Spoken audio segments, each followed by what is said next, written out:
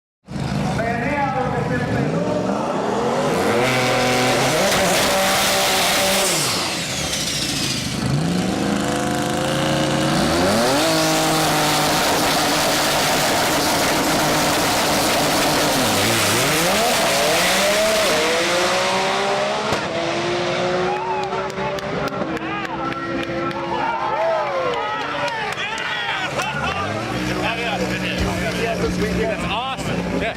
You just beat, it just beat its own record by 2/10 right there? Yes, exactly. So I don't want to jinx you guys, but that could be a 6-second car right there. It's got it. It's got it. Awesome. I bogged a little bit on that one. So yeah, no, that's awesome. Congrats, man. Thank you. Do you know what you just did? No, I seriously have no idea. Are you ready? I have no radio. 7, 0, 8. Oh my god. Dude, congratulations, man, dude. Damn. That's awesome. So I let out during the 60-foot. It was just a little sketchy. I let up on it, not full dip, but I let up a bit. I didn't know if it was gonna come back. Man, I'm super excited. We were right here when you ripped the shoes, and I was like, that was a damn good pass.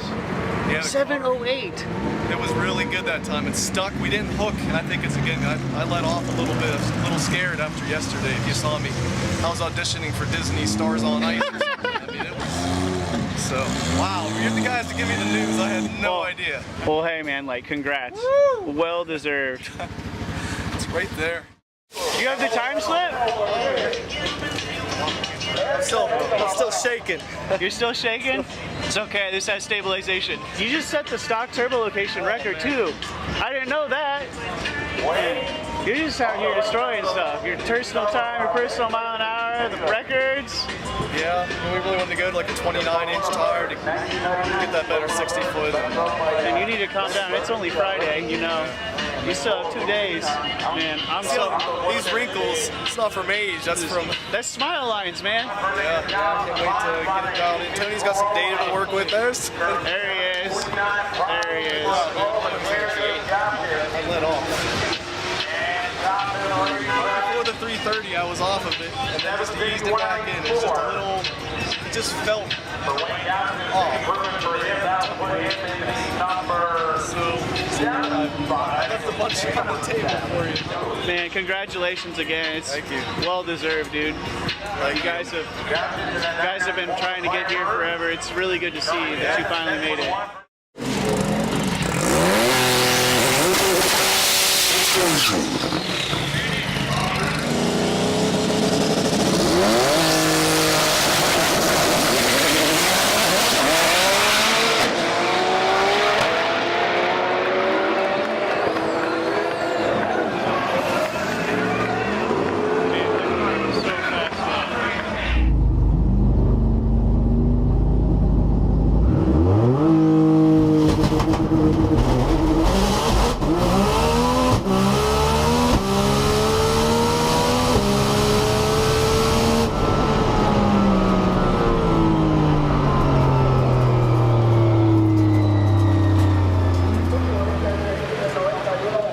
$210. Oh, yeah. That's your best mile per hour. Best mile per hour. I could tell it felt really good, but surprisingly, I could tell it wasn't going to be the pass. Yeah, it wasn't going to be. Tell just a little. I wish I knew what the 60 foot was. I guess they had a timing problem down there, but yeah, that's the number we need to know. It didn't feel like the 60 foot I need. It's not felt like some historical 60 foot. So the trap speed, that's really nice to see. Yeah, 210. The mile per hour is there. You're definitely getting it on the big end there. Yeah. All right, George. You explained this to me before, but it's easier to do with you in the car. Oh boy. Show us how launch control works on this and how it's gonna, like, people are gonna think you're sleeping at the light and you're not. Yep. You have a good reaction time, but it just takes a while for the brake pedal to tell the transmission to go, right? Yeah. From the time we released the brake pedal, we've just doing some measuring and testing. It's around 0.25. So for normal guys on a 0.4 tree, they've got their mental reaction time, their physical reaction time, right, and then the rollout of the car. And you know, a quick guy, quick set eyes, and a quick sharp mind can cut these beautiful lights that you see. But for us, you got to add a whole bunch extra. I mean, the big thing too is that it's my foot coming off of a brake pedal. Yeah. And for example, when I'm releasing off of a button, if I release off of a button versus pushing, I'm about 30 hundredths difference for me. I'm just better. I'm better. And if I switch right versus left, I'm by far better with my right. You've obviously, now you have a tree and you put it in your driveway. Yeah. And you tested this. Just recently, yeah. So we had some GTRs over. Mike Hurley is here. He brought over his FBO GTR, and we, you know, there's no beating a 0.4 for us, no matter how much we practice. Yeah, it's not like it's a regular car. It's not like a regular race car with a trans brake. Right. It's launch control, and you have to go through the TCM to make all that work. Still, even though everything's custom, it's still a GTR, and it still have to go through the factory computer to do all that. Unfortunately, you know, the Motec's taken over for the ECU. Yeah. But there's no replacement for the TCM. Right. Yet, and there just may never be. So we're at the mercy of it. And most of the programming of this car is learning how to lie to that TCM to get it to do what we want it to do. When I say we, I only mean Tony, because it's not me, but you know, we're all aware of what's going on and what we're fighting with, what we're trying to adjust. So if people see you in the video and they're like, oh, he slept at the lights, like, no. He let go when he was supposed to let go. Yeah, it's really frustrating because you let go, and at that moment, because the other car, I mean, in 0.2, you know, let's say there's a 0.2 spread at the tree, or worse, 0.4, they're way down the track already, and you're still sitting there, foot's off the brake, it's floored.